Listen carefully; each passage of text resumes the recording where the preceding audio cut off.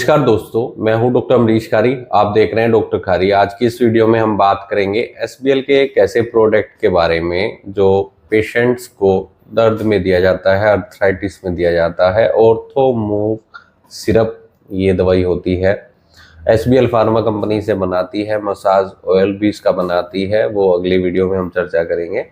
इस वीडियो में हम यही जानेंगे कि ऑर्थोमूव को कैसे लिया जाता है, इसमें क्या कंपोजिशन होता है, लेने का सही तरीका क्या होता है। जानने के लिए वीडियो पूरा देखिए। अगर आप हमारे चैनल पर नए हैं तो चैनल को सब्सक्राइब कर ले ताकि आने वाली हेल्थ रिलेटेड वीडियो से आप अपडेटेड रहें।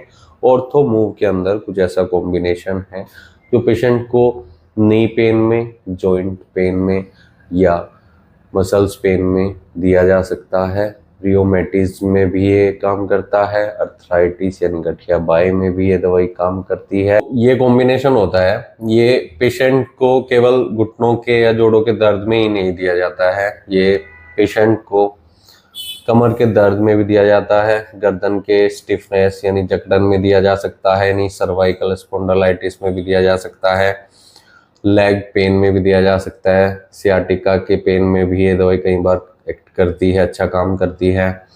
और ये पेशेंट को मस्कुलर पेन में, मसल्स के मांसपेशियों के पेन में भी दिया जाता है। चलिए अब जानते हैं इसके अंदर क्या कॉम्बिनेशन होता है, कंपोजिशन होता है।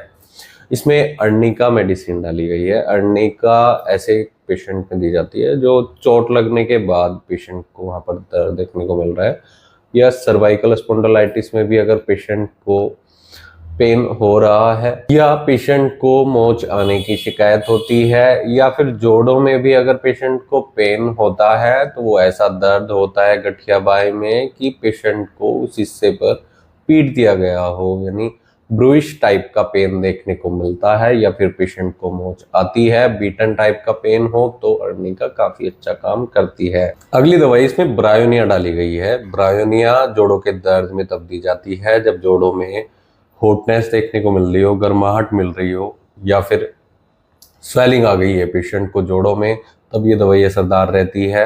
जोड़ों के दर्द को भी कम करती है, स्वेलिंग को भी कम करती है। और एग्रावेशन कब होता है, यानी ये दर्द बढ़ता कब है, इसके जो अलग सिम्टम्स हैं वो ये है कि कोई भी मोशन जब पेशेंट करता है, चलना फिरना शुरू करता है, हिलना डुलना शुरू करता है, तब ये दर्द पेशेंट को बढ़ता है। ऐसे केस में पेशेंट को ब्रायोनिया देने से किसी भी दर्द में आराम लग जाता है।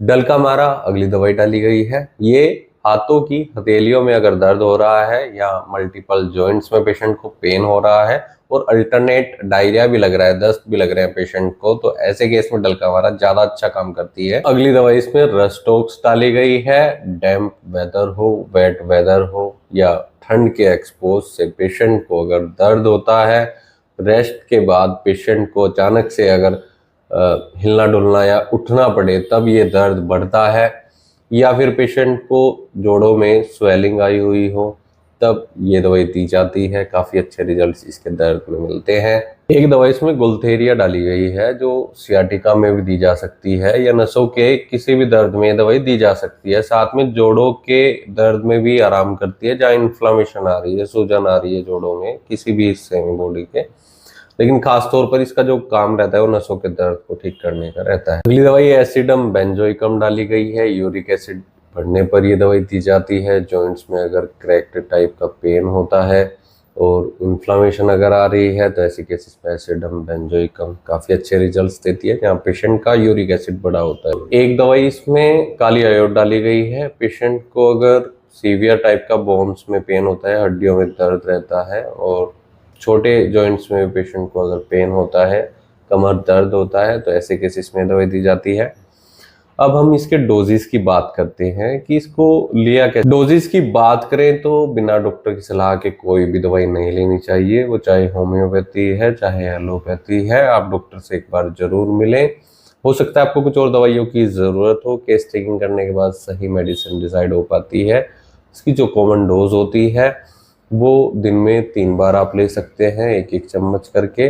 लेकिन डॉक्टर से एक बार जरूर मिले, नहीं तो दिए गए व्हाट्सएप नंबर पर हमसे संपर्क कर इलाज या सलाह ले सकते हैं। और वीडियो देखने के लिए आपका बहुत बहुत धन्यवाद। चैनल को एक बार सब्सक्राइब जरूर कर लें। Thank you.